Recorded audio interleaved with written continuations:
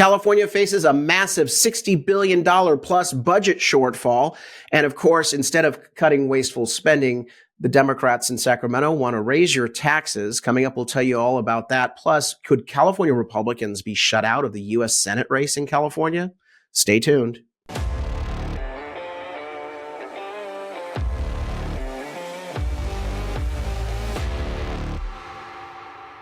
I'm Carl DeMaio, chairman of Reform California, and here's the news of the day. We've got this no surprise. California politicians have been spending like drunken sailors, and I'm sorry to offend drunken sailors. For the past several years, they've increased welfare benefits, all sorts of salary hikes that they've given out, pension spikes. They've grown the size and scope of state government, wasteful spending, the high-speed rail train to nowhere, hundreds of billions of dollars. Look, they've been out of control. And now the bar tab is coming due. And we warned you about this. We said there's no way to sustain this level of spending and that at some point the cards would all come crashing down. Here's Cal Matters, one of many stories on the release of the state fiscal forecast. Quote, California budget roller coaster. Analysts predict $68 billion deficit. By the way, that's the low end.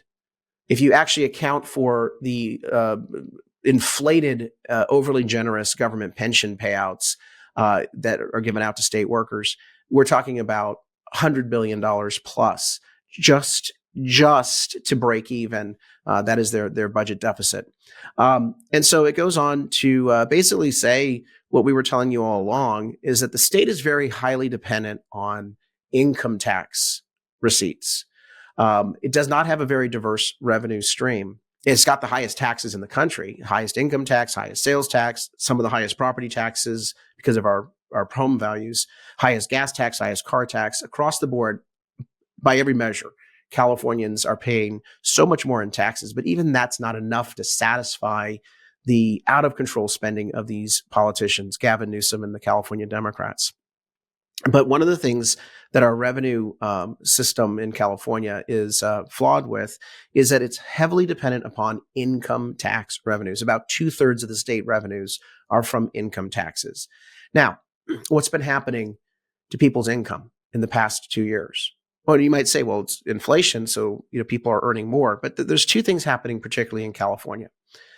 The very rich, because we have the highest taxes on wealthy people, the very rich pay a major portion of state income tax revenues. And a lot of the folks that are wealthy aren't getting it in the form of salaries. They're getting it in the form of stock returns, stock asset inflation. The value of their stocks go up, they cash out, they pay a capital gains tax on that transaction.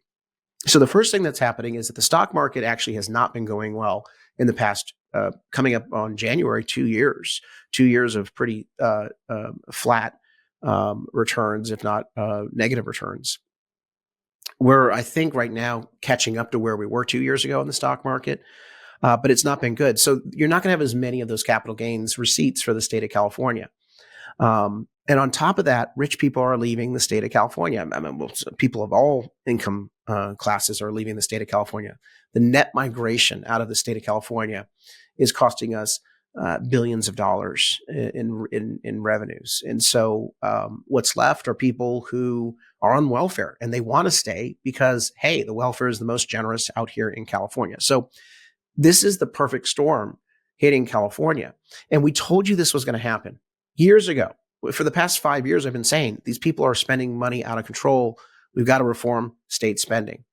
Now that I'm running for state assembly, in my prior life, being a nationally recognized government finance expert, I can't wait to crack the state budget and show you where all the wasteful spending is and come up with common sense reforms on how to cut spending, balance the budget without having a need for a tax increase. So we're in a ditch. We're in a pretty bad hole.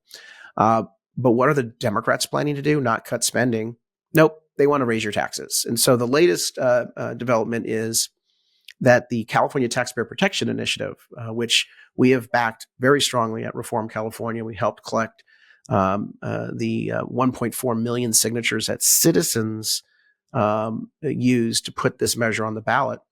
The governor and the California Democrats want to stop it because they know it will limit. Here's the headline: California Supreme Court will hear governor's request to invalidate tax limiting ballot initiative.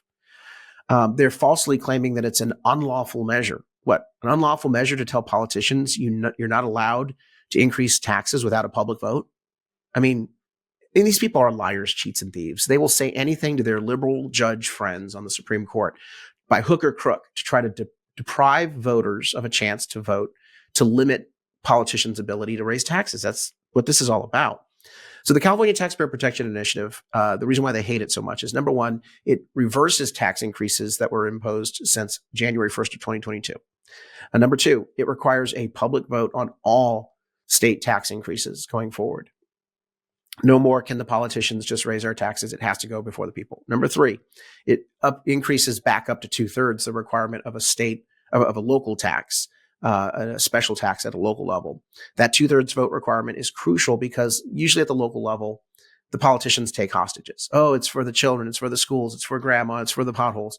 If you do it a special tax, it needs to be a 2/3 vote, which is what Prop 13's movement had achieved until recently, when the judges found a loophole in Prop 13 to make it easier to raise taxes. Taxpayer Protection Initiative that we've qualified reverses that, strengthens Prop 13. And finally, this is a game changer. The California Taxpayer Protection Initiative requires that fees would have to be very carefully defined so that the person paying the fee does so voluntarily, that they receive a product or service in return, that the product or service is equal to the value of what they're paying. So in other words, we're tightening the definition of what a fee is so that they can't call something a fee when in fact it's a tax, to avoid Prop 13 vote requirements. This is a big deal because let me give you an example. You know, the recent proposal to raise your utility rates based on what you earn, your income.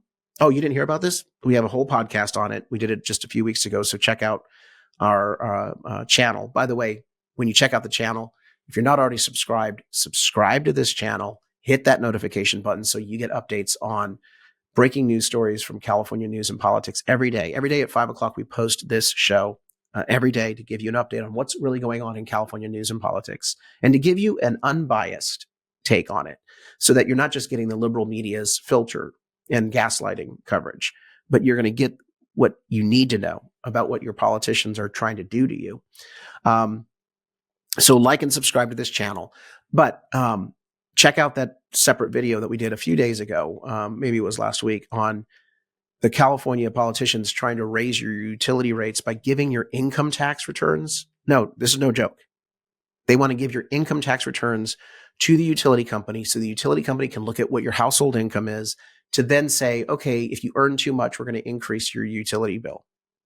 It's insanity. It's nothing but a socialist wealth transfer, but it's also an illegal tax because what they're trying to do is raise your bill, even if you're not using electricity. Even before you use 1 kilowatt of electricity, you're being forced to pay this flat fee based on your income. And that money will be collected by the government. The government will keep it and take a little portion of it, just a little portion of it, and give it to poor people. People that they made poor because of their bad policies and their high electricity rates to begin with, because of the mandates and the regulations. But our initiative would invalidate that charge because it would say that that's an illegal tax. It's not really a fee. You can't be charged something in excess of the value of the electricity you're receiving. So it would be invalidated. You see why they're going after us, trying to get this off the ballot? And finally, I left out one part of the Taxpayer Protection Initiative. It requires that when taxes are put on the ballot, that there has to be a honest ballot title, that it has to say the words tax increase in the ballot title so you know what's in the initiative that you're voting on. All too often, these politicians have lied to us on the ballot. They've hidden the tax increases and voters have been duped. What's interesting about this fight, though, is that it is connected to the budget deficit we just talked about because they don't want to cut spending. They want to raise your taxes, and they see this as something that's going to stop them from doing that. Well, they'd be correct. We're going to stop them from raising your taxes by putting this on the ballot because I don't think voters want a tax increase. And I think this will give voters the ability to stop unfair and costly tax hikes as we go forward. But Democrats in the media, what are they chirping about? They're saying that democracy is under attack. Well, this is democracy under attack. This is a citizens' initiative. Citizens collected signatures, placing a measure on the ballot. Democrats want to deprive the voters of the right to vote on it. What does this measure do? It requires that elections have honest ballot titles so that no voter fraud's occurring, no election interference is happening with politicians. You want to talk about defending democracy? This initiative is all about strengthening our democracy. Democrats want to destroy democracy here by taking the citizens' initiative right away and by lying to you on your ballot. So this is a big fight, but it is absolutely driven by that budget deficit that they're facing next year because they want to raise your taxes. And I don't think you should have to pay more in taxes. Real quick, also on the ballot next year is a U.S. Senate race to replace Dianne Feinstein. And I hate the fact that California has this top two system. It's all because of Prop 14. This is where when you go in and get your ballot, all of the candidates are listed on the same ballot, regardless of party. And the top two vote getters of any party, could be the same party, top two vote getters advance to a runoff in the November election. We no longer have party primaries. This is insane. It's crazy. This way of voting that California uses may result in Republicans being completely shut out of the U.S. Senate race. So in other words, there won't be a U.S. Senate candidate from the Republican side in November running against the Democrat.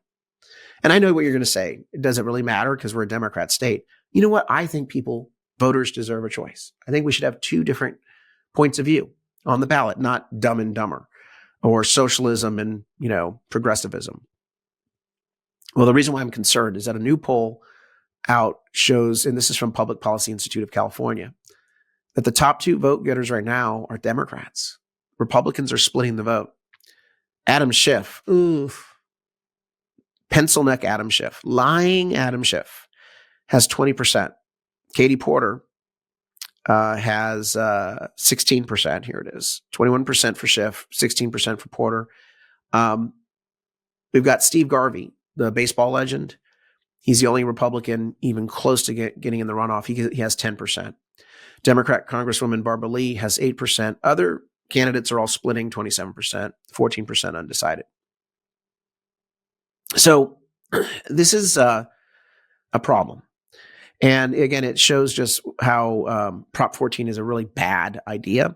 But at Reform California, we issue a voter guide. It's called the Plain English Voter Guide. And one of the things we tried doing is backing the most conservative, reform-minded candidate in every race. But we also try looking for uniting behind the most winnable candidate against the far-left socialist. And so I want to hear from you. Do you think Reform California should endorse Steve Garvey in this primary so that we can unite our votes to get in the runoff? There's some other good Republicans running, but I worry that there may be a split in the vote and then we'll be shut out. Comment on this video below. Give me your feedback because I do value your feedback and we take our supporters' points of view into account before we make endorsements. Share this video with your friends so that they can weigh in as well in the comment section below. And that leads me to my final request is help us out. Reform California is the fight to take back our state from the far left, and we can't do it without your help. Bookmark our website, reformcalifornia.org, chip in a contribution. We're trying to build a reform caucus in Sacramento and all throughout the state of California of elected officials on our side that are going to commit to follow through. Too many of these so-called Republicans and reformers get elected and then they get weak-kneed. They don't fight. They join the other side. They vote for bad things. They don't follow through on their commitments. We want to build a reform caucus in California at state level and local levels of government to fight every day. But we need your help to do that. So please chip in a contribution at reformcalifornia.org, reformcalifornia.org. Until next time, Carl DeMaio, Chairman of Reform California. Thanks for watching. Help us break through the censorship of the liberal media by liking this video, sharing it with your friends, and subscribe to my YouTube channel.